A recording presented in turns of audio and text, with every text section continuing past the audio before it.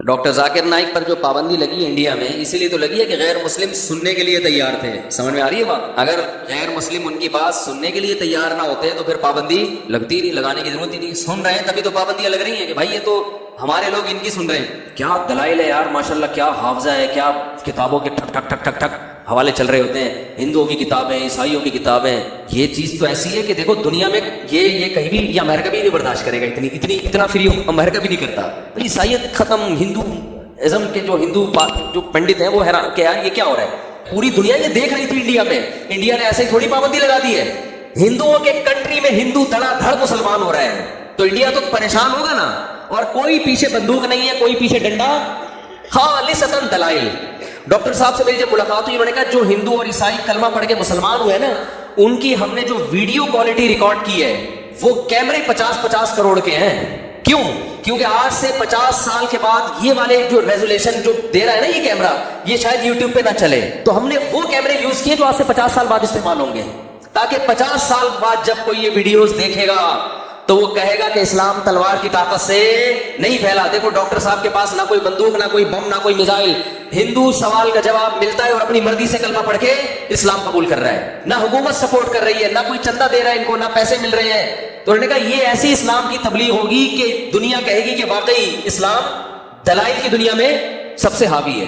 سفر سے انسان کا دماغ کھلتا ہے، بہت ساری چیزیں سیکھنے کو ملتی ہیں. ہمارا سفر تھا ملیشیا کا، یہ دوسرا سفر تھا میرا. اس سفر کا بنیادی مقصد تھا حضرت مولانا کلیم صدیقی صاحب، جو ہندوستان میں مولانا ابو الحسن علی ندوی رحمہ اللہ تعالیٰ کے خلفاء میں سے ہیں. مولانا ابو الحسن علی ندوی کا بڑا نام ہے، عربوں میں بھی اجمیوں میں بھی. عربوں میں ان کے علم کی بڑی دھاک تھی، تو ان کے خلفاء میں سے ہیں، اور وہ بڑے براڈ مائنڈڈ قسم کے عالم تھے. بہت وسیع مطالعہ تھا ان کا، اور جو پیش گوئیاں انہوں نے اس زمانے میں کی تھی وہ اس زمانے میں پوری ہو رہی ہیں. ان کا ایک دعویٰ تھا کہ مسلمانوں کو اس لائن میں کمی پوری کرنے کی ضرورت ہے. ان میں ایک بہت اہم چیز یہ تھی کہ مسلمانوں کو دین کے علم کے ساتھ ساتھ دنیاوی علوم اور فنون میں ترقی کی بھی اتنی ہی ضرورت ہے جتنی قرآن و حدیث کے علوم کی ضرورت ہے. اور ان کی رائے یہ تھی کہ دینی مدارس میں دونوں علوم ضروری ہیں، ان دونوں علوم کو الگ نہیں کیا جائے گا، ورنہ قیادت ہمارے ہاتھ سے نکل جائے گی، ہم دنیا میں غلام بن جائیں گے. اس پہ ان کی بڑی مضبوط رائے تھی. تو ان کے شاگردوں میں سے ہیں حضرت مولانا کلیم صدیقی صاحب. بہت عرصے سے تمنا تھی کہ ان سے ملاقات کی جائے، کیونکہ وہ غیر مسلموں میں تبلیغ کے حوالے سے کافی کام کر رہے ہیں. جب بھی آپ کسی کو تبلیغ کرتے ہیں یا کسی کی طرف دعوت دیتے ہیں تو دو طریقے ہوتے ہیں. ایک طریقہ ہوتا ہے دلائل سے قائل کرنا، اور ایک طریقہ ہوتا ہے محبت سے. دلائل کو ذرا ایک طرف رکھو، محبت سے کسی کو سمجھانا، اس کو یہ قائل کرنا کہ ہم آپ کے خیر خواہ ہیں، آپ کو بچانا چاہتے ہیں.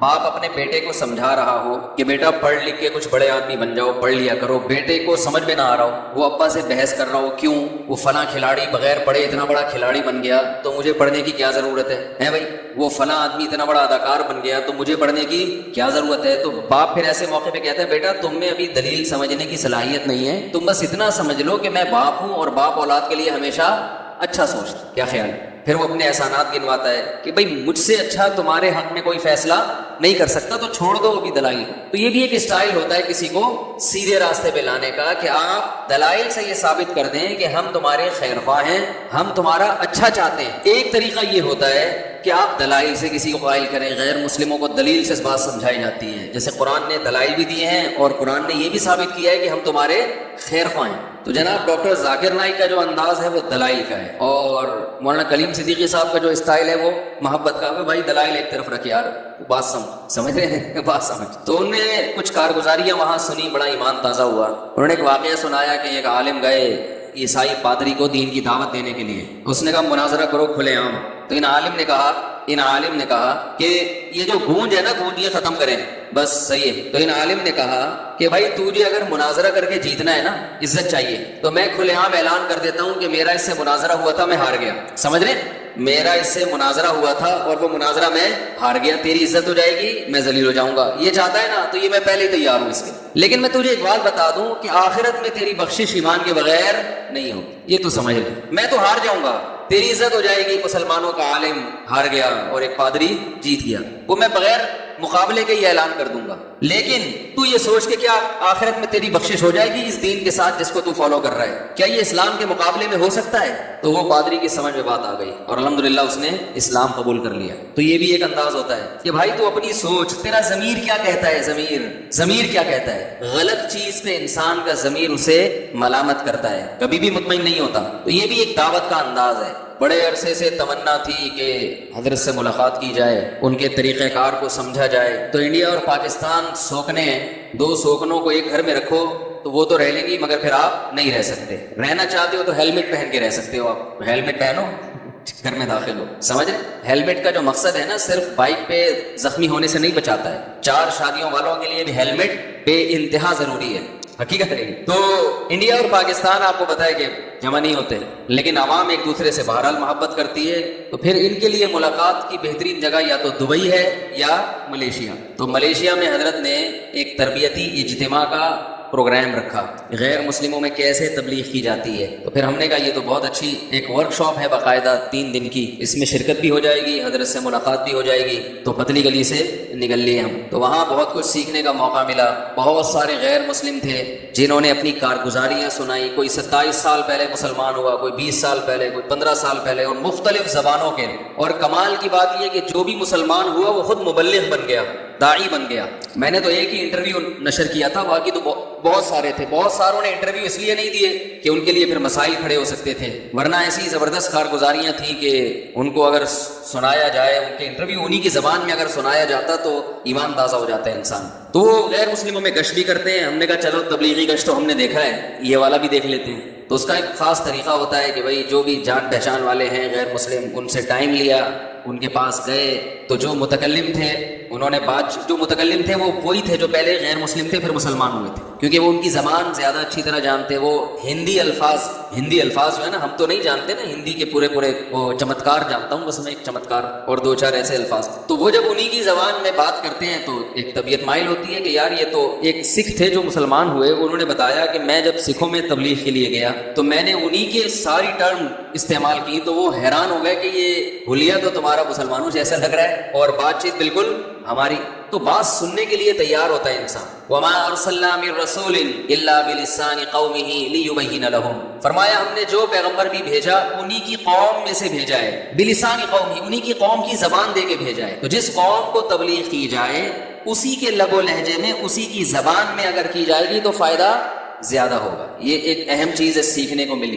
تو اس طرح سے تبلیغ کے لیے نکلتے تھے، ان کو جمع کر کے ان سے بات کرتے تھے. تو میں نے بھی ایک چیز نوٹ کی کہ غیر مسلم بات سننے کے لیے تیار ہیں، ان کو بتانے والا کوئی نہیں. آدھا گھنٹہ بھی ان سے بات ہوئی ہے، انہوں نے غور سے سنا ہے. یہ جو ہم ایک ہی لاٹھی سے سب کو ہانکتے ہیں یہ غلط ہے. اتنی لمبی آدھا گھنٹے بھی بات ہوئی ہے نا، انہوں نے آرام سے بیٹھ کے سنی ہے. یہ ایک بڑا تجربہ تھا جو سامنے آیا کہ بھئی ایسا بھی نہیں ہے کہ جو ہم یہ سمجھتے ہیں کہ یہ نفرت کرتے ہیں مسلمانوں سے، یہ بات سننے کے لیے تیار نہیں. ایسا نہیں ہے، سننے کے لیے تیار ہے، بشرطے کہ بات تمیز سے پیش کرنے والا ہو کوئی. تو بہت نرم انداز سے، بہت محبت کے ساتھ ان کو سمجھایا جاتا، اسلام کا تعارف کروایا جاتا. ہمارے تمہارے درمیان قدر مشترک کیا ہے. سکھوں کو بتایا جاتا کہ تم بھی اصل میں ایک خدا کے ماننے والے ہو، ہم بھی ایک کے ماننے والے. تو پھر ایک ہی پہ آ جاؤ نا، کیا خیال ہے بھائی، اسی پہ آ جاؤ. تو پھر انہوں نے قرآنی آیات اور احادیث صحیحہ سے ایک سلیبس مرتب کیا ہوا ہے. وہ بھی فجر کے بعد اس کی بھی کلاسیں ہوتی تھی. بہرحال 3 دن میں الحمدللہ ایک تھوڑا سا دماغ کھولا کہ بھائی یہ بھی ایک لائن ہے. الحمدللہ ہزاروں اور لاکھوں لوگ مسلمان ہو چکے ہیں اب تک، اور بڑی عجیب عجیب کارگزاریاں تھیں. وہ اگر میں نے ساری سنانا شروع کر دی تو سارا ٹائم اسی میں لگ جائے گا. تو یہ سفر کا بنیادی مقصد تھا، سمجھ لیں. پھر وہ گریویاں تو چلتی رہتی ہیں اس میں، کبھی یہ بھی دکھا دیا، کبھی وہ بھی دکھا دیا، کبھی فلاں چیز دکھا دی. دوسرا ہماری ملاقات ہوئی جناب ڈاکٹر ذاکر نائک سے، بہت تفصیلی ملاقات، اللہ ان کو جزائے خیر دے. انہوں نے خصوصی ٹائم دیا، وہاں بھی آنکھیں کھلی. پہلے بھی میری دوسری ملاقات تھی ان سے، اس سے پہلے بھی ہو چکی ہے 1.5 سال پہلے، لیکن وہ اتنی تفصیلی نہیں تھی اور تھوڑا سا ایک حجاب بھی تھا، ایک اجنبیت. اس ملاقات میں سب سے زیادہ خوشی اس بات کی ہوئی کہ ہمارے پاکستانیوں کا الحمدللہ ڈاکٹر صاحب کو ترقی دینے میں بہت بڑا کردار ہے. ڈاکٹر صاحب نے بتایا کہ 50% مالی تعاون پاکستانی تاجروں کے ساتھ ہوا ہے، باقی 50% باقی دنیا کے جن میں عرب بھی ہیں. تو اکیلا 50% تعاون کہاں سے ہوا ہے؟ تو اس سے پتہ چلتا ہے بھائی پاکستانی اتنے بھی نالائق بولو نا یار نہیں ہے. انہوں نے بتایا کہ جتنی جذباتی محبت پاکستان کے علماء کرتے ہیں اتنی جذبات ایسے جذبات کہیں اور دیکھنے میں محبت تو بہت لوگ کرتے ہیں، جو جذباتی محبت پاکستانیوں کو ہے وہ کہیں اور اتنی بڑے پیمانے پر کہیں اور دیکھنے میں، ارے بولنے پر گورنمنٹ نے پابندی لگائی ہے بھائی تو بول لو یار، بات تو مکمل کر لو، تو یہ بڑا اچھا امیج۔ تیسری چیز جو ہم نے اپنی آنکھوں سے دیکھی، ان کے ارد گرد بھی زیادہ تر پاکستانی ہیں، اردو بولنے والے، اردو سے مراد پورے پاکستان میں، چاہے وہ پنجاب سے ہوں، کے پی کے سے ہوں، لیکن وہاں جا کے تو سبھی اردو ہی بولتے ہیں، یہ بھی ایک بڑی اچھی بات ہے۔ تو اور کراچی کے بھی ہیں اسپیشل، یہیں کے کراچی کے خاص، یہ ایک بہت اچھی بات ہے پاکستانیوں کے لیے۔ یہ جو پاکستانیوں پہ فرقہ واریت کا تانا دیا جاتا ہے نا، فرقہ پرست فرقہ پرست فرقہ پرست، تو اتنے بڑے پیمانے پر ڈاکٹر صاحب کے ساتھ تعاون کرنا یہ فرقہ پرستوں کا کام، بولو بھائی نہیں ہو سکتا۔ اسلام کی آواز اٹھائی، لوگوں نے ساتھ دیا، چاہے وہ ان کے مسلک سے ملتے ہوں یا نہیں ملتے ہوں۔ ان کے ساتھ رہنے والوں میں کچھ کوئی حنفی ہے، کوئی شافعی ہے، کوئی حنبلی ہے، کوئی سلفی ہے، سب ٹائپ کے لوگ ہیں اور اپنے اپنے مسلک پہ قائم ہیں۔ ایک بات خوب اچھی طرح سمجھ لیں، آج جو فرقہ واریت کو ختم کرنے کی کوشش جس اسٹائل میں کی جا رہی ہے، اس سے فرقہ واریت کم نہیں ہوگی بلکہ بڑھے گی۔ آج جو یوٹیوبرز ہیں نا، جو یوٹیوب پہ آ کے فرقہ واریت ختم کرتے ہیں اور قرآن و حدیث کا لیول لگا کے کام کرتے ہیں، ان کا کہتے ہیں یہ حنفی غلط، یہ شافی غلط، یہ فلاں مسلک غلط، اس سے فرقہ واریت ختم نہیں ہوگی۔ وہ کہتے ہیں آؤ قرآن و حدیث پہ آ جاؤ، باقی سب کیا ہے غلط۔ لیول بہت اچھا ہے، لیکن اس سے سوائے اس کے کہ یہ ثابت کرنا کہ قرآن و حدیث پر میں ہوں، باقی سارے غلط ہیں، یہ میسج جا رہا ہے، اس سے نفرتیں پھیلتی ہیں۔ آپ یہ بتائیں کہ میری رائے میں قرآن و حدیث کے مطابق مسئلہ یوں ہے، لیکن اس بارے میں ایک دوسری رائے بھی ہے جس کو فلاں لوگ فالو کر رہے ہیں، وہ بھی ٹھیک ہے، میں بھی ٹھیک ہوں، نہیں یاری میرا خیال ہے بات، اس سے فرقہ پرستی ختم ہوگی۔ ڈاکٹر ذاکر نائک اس طرح سے فرقہ پرستی کے ختم کرنے کے قائل ہیں، اس طرح قائل نہیں ہے کہ ایک نیا فرقہ بنا دیں جس کا بعد میں نام نائکی فرقہ پڑ جائے یا ڈاکٹری فرقہ پڑ جائے۔ سمجھ میں آ رہی ہے بات؟ وہ حنفیوں کو بھی درست مانتے ہیں، وہ شوافے کو بھی درست مانتے ہیں، وہ حنابلہ کو بھی درست مانتے ہیں، وہ مالکیہ کو بھی درست مانتے ہیں، اور وہ اہل حدیث کو بھی درست مانتے ہیں۔ اگر کوئی معتدل ہے، انہوں نے بتایا کہ پاکستان سے جو اہل حدیث میرے پاس ملنے کے لیے آتے ہیں بہت معتدل ہیں، ان کو اس پہ کوئی اعتراض نہیں ہے کہ کوئی حنفی ہے یا شافی ہے، وہ بھی ٹھیک ہے۔ اہل سنت والجماعت میں کوئی کسی بھی مجتہد کو فالو کرتا ہے تو وہ ٹھیک ہے۔ یہ کہنا کہ میں قرآن و حدیث اور وہ اندھا مقلد، یہ لیول بہت اچھا ہے، اس سے سوائے امت میں آگ لگانے کے کچھ بھی حاصل نہیں ہوگا۔ بھائی ہم بھی قرآن و سنت کو فالو کر رہے ہیں، قرآن و سنت کی وہ تشریح جو آپ کر رہے ہیں اس کو نہیں مانتے، وہ تشریح جو مجتہدین نے کی اس کو مانتے ہیں۔ میں سمجھا پا رہا ہوں اپنی بات؟ فرقہ واریت کے خلاف ڈاکٹر ذاکر، میں دو پیغام خاص طور پر ڈاکٹر صاحب کے امت مسلمہ کو پہنچانا چاہتا ہوں۔ ایک، فرقہ واریت کے خلاف کیسے کام کیا جائے، دوسرا اس سے بھی اہم پیغام ہے جو میں دوسرے نمبر پہ دوں گا۔ پہلے میں اس ٹاپک کو مکمل کر لوں۔ ڈاکٹر صاحب کی جو رائے ہے اس میں فرقہ واریت ختم کرنے کا یہ طریقہ کہ میں ہی ٹھیک ہوں، یہ طریقہ درست بولو بھائی نہیں، بلکہ ان کی رائے کہ میں بھی ٹھیک ہوں۔ سمجھ رہے ہو؟ میں بھی ٹھیک۔ قرآن و سنت کی تشریحات میں اختلاف ہے، تو آپ کسی بھی رائے کو فالو کریں گے آپ قرآن و سنت ہی کو فالو کرنے والے کہلائیں گے۔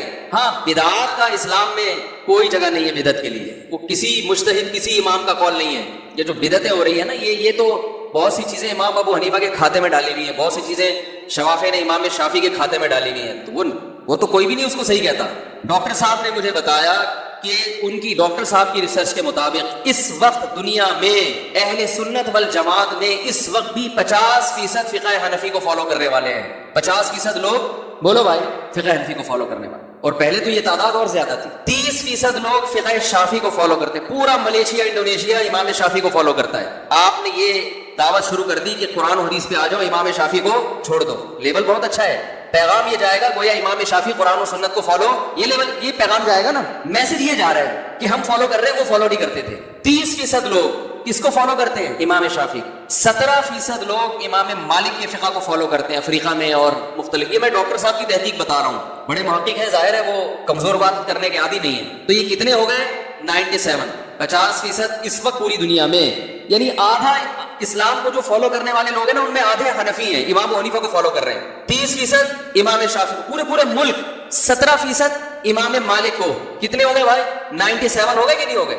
2% فقہ حنبلی کو جو سعودی عرب میں، 2% پوری امت کے وہ کتنے ہیں؟